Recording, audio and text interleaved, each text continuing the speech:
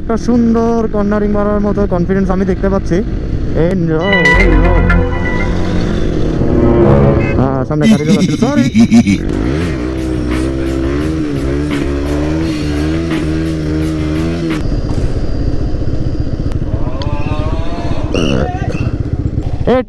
চলে আসছে কে তুই? হ্যাঁ, ওয়াকি টকিতে বেটা বলে দিছে, বেটা ওয়াকি টকিতে বলে দিছে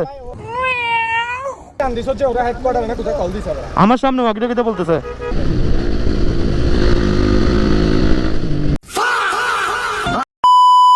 সো রাঙ্গামাটিতে আজকে আমাদের শেষ দিন, আর এখন আছি বর্তমানে হচ্ছে কাপ্তাই। আর এখন আমরা সবাই যাব হচ্ছে আমাদের যার যার বাসস্থানের দিকে। অ্যান্ড এখানে পুরা টিম রেডি, এখন আমরা যাব আমাদের সিটির দিকে। সো আজকে আমরা কাপ্তাই থেকে বিদায় নিচ্ছি। অ্যান্ড এখানে ট্যুরিস্ট সবগুলা। সো চলেন আজকে যাওয়ার পথের একটা আপনাদের সাথে ভিডিও বা ব্লগ বলেন যাই বলেন না কেন শেয়ার করা যাক। আর কালকে রাঙ্গামাটিতে আমরা অনেক বেশি চিল করেছি, অ্যান্ড সব কিছু করে আজকে আমরা চলে যাচ্ছি আমাদের যার যার বাসস্থানের দিকে। এখন আমরা যাচ্ছি হচ্ছে রাঙ্গামাটি হয়ে, আমরা রাবজন দিয়ে বের হবো ঠিক। আর কাপ্তাই দিয়ে না যাওয়ার কারণ হচ্ছে যে ওই যে পুলিশ, আর এইদিকে পুলিশগুলো মোটামুটি একটু টার্গেট করে রাখে, কেউ যদি না দাঁড়িয়ে ট্রেনে চলে আসে। অ্যান্ড স্বাভাবিক আমার বাইক মডিফিকেশন করা, আমি কেন দাঁড়াবো ভাই, জেনে শুনে কেন মামলা খামো। দ্যাটস ওয়াই এখন সামনের এফজেডও এক্সস্ট লাগানো, দ্যাটস ওয়াই আমরা দুইটা বাইক আমরা প্ল্যান করলাম আমরা এদিক দিয়ে যাবো। অ্যান্ড বাকিরাও আমাদের সাথে এদিক দিয়ে যাচ্ছে। আর পাহাড়ের রোডে বাইক চালানোর মজাই খুব আলাদা। আমার সামনের চাকাটা খুব ইমার্জেন্সি দরকার চেঞ্জ করা, মানে গাড়ি লিন করলে এনি টাইম স্লিপ করতেছে। রাঙ্গামাটি এতবার আসার কারণ হচ্ছে এখানে আলাদা একটা ভালো লাগা কাজ করে। আমরা এখানে আসি আমাদের ভাই ব্রাদার এবং আমাদের কিছু কন্টেন্টের জন্য, আর এখানের ভিউর সাথে আমাদের কন্টেন্টগুলো অনেক বেশি সুইটেবল। দ্যাটস ওয়াই বারবার আমাদের এখানে আসা। বাংলাদেশের মধ্যে সবচেয়ে সুন্দর জায়গা বলতে গেলে এই রাঙ্গামাটি, আর হচ্ছে গিয়ে বান্দরবন পাহাড় এরিয়ার মধ্যে।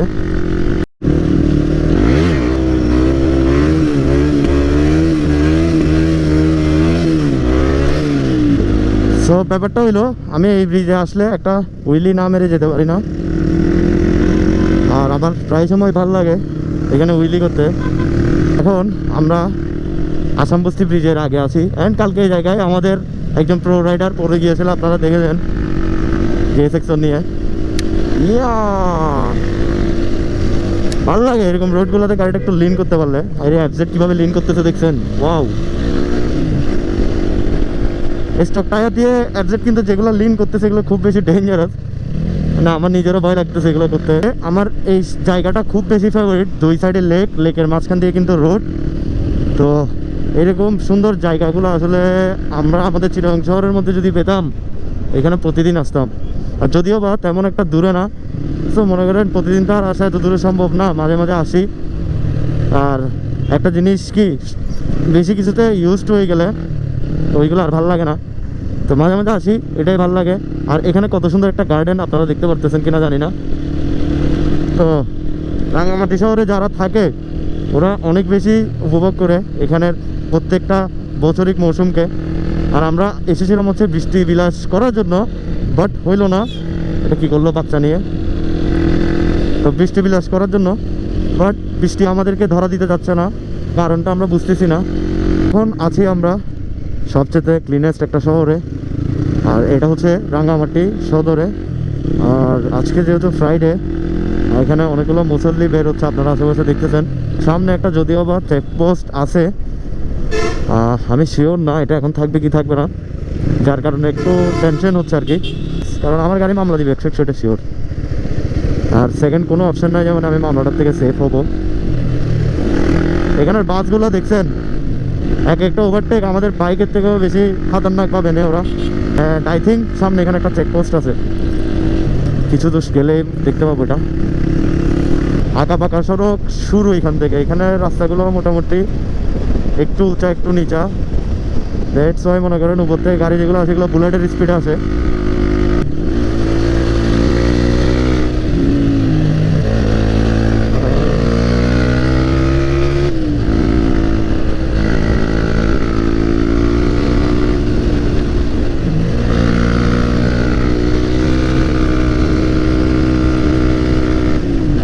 রাস্তাগুলোতে আপনারা আসলে অবশ্যই এখানে এরকম সিগনেচারগুলো মেনটেন করবেন।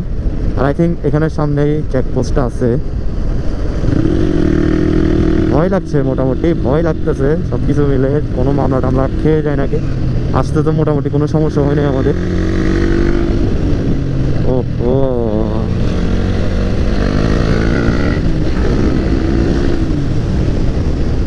Manikchhari army camp.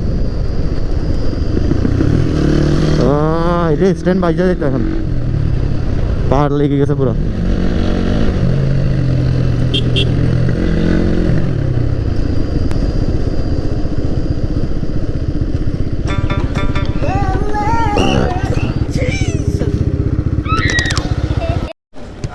তো আমার সব কিছু চেকিং করা শেষ, এখন আমি বেরোয় পড়তেছি।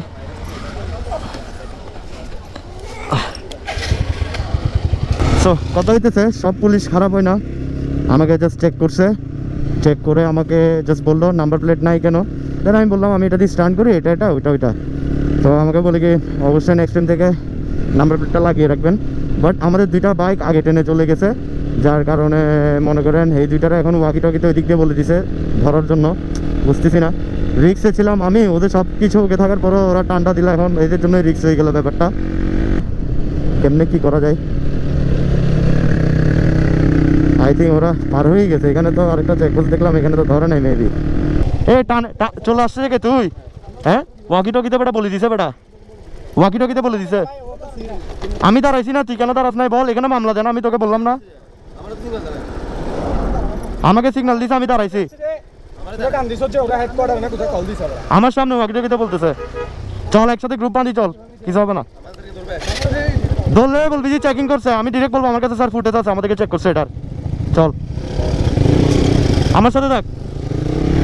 তো এই পণ্ডিতের কারণে মনে করেন এখন একটু রিক্স হয়ে গেছে ব্যাপারটা। সামনে গিয়ে আটকায় নাকি জানি না। অ্যান্ড আমাকে যখন সিগন্যাল দিয়েছে আমি দাঁড়ানোর পরে বলেছিলাম আমি ওদের সাথে না, আমি আলাদা, আমি 2 দিন থেকে আমি একা সোলো চলে যাচ্ছি বাসার দিকে। তো আমার কথার কনফিডেন্সে কিন্তু আমাকে আসলে ছেড়ে দেয়। অ্যান্ড সবচেয়ে বড় ইলিগেল ছিলাম আমি এখানে। একটা সুন্দর কর্নারিং মারার মতো কনফিডেন্স আমি দেখতে পাচ্ছি।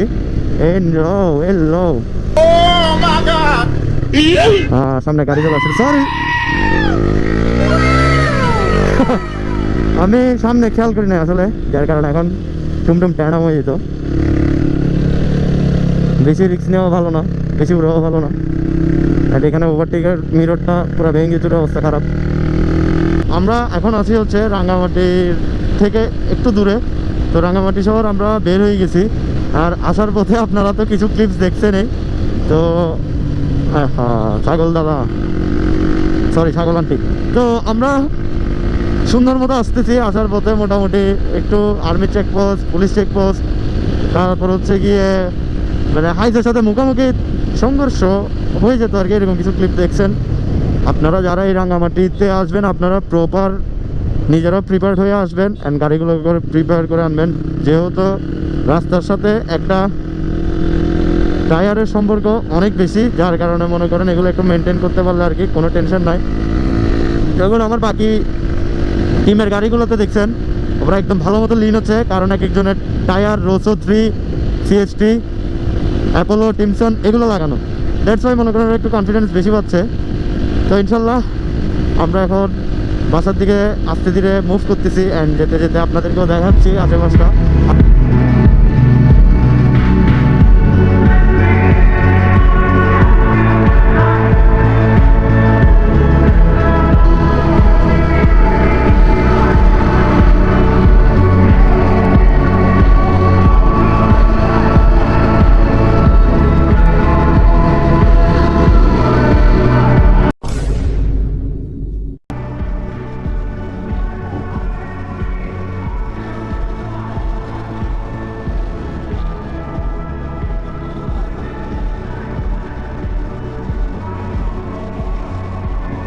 এখন আমরা আছি হচ্ছে রাউজান উপজেলাতে। আর আমার মনে হয় চিটাগাংয়ের মধ্যে যদি 4 লাইনের রাস্তা থেকে থাকে সেটা হচ্ছে এই রাউজানে। আর 2 সাইডে কিন্তু দেখতেছেন 2 লাইন করে 4 লাইন। আর এগুলো মনে করেন অনেক ক্লিনেস্ট একটা রাস্তা, যেখানে মনে করেন মানুষ খুব ট্রাস্টলি বাইক ড্রাইভ করতে পারে। আর এই টার্নিংটা লেফট সাইডে মারা একটু ইজি, কিন্তু রাইট সাইডে আমাদের একটু প্যারা হয়ে যায়। ওই স্কুটি নিয়ে কি করতেছে দেখছেন? এখন রাউজানে আছি, রাউজানে আমার ভিডিও কে কে দেখেন রাউজান থেকে অবশ্যই কমেন্টে জানাবেন। অ্যান্ড সবার মনে করেন যে স্পিড বাড়ছে, কারণ 4 লাইনের রাস্তা, একদম পরিষ্কার একটা রাস্তা, কোনো হ্যাসেল নাই, সবাই টানতেছে। আমি যদি স্টান্ট বাইক নিয়ে যাওয়ার কারণে আমার একটু মেনটেন করে চালানো লাগতেছে, বেশি প্রেশার দিলেও মনে করেন ইঞ্জিনের একটা ক্ষতি। তো আমি জেনে শুনে মনে করেন এই ক্ষতি করতে যাচ্ছি না আমার বাইকে।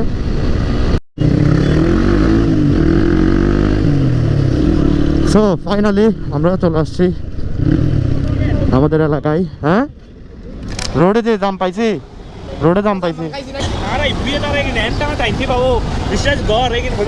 এখানে এক্সট্রিম লেভেলের ফাঁকাফাঁকি চলতেছে, এগুলো আপনারা শুনেন না।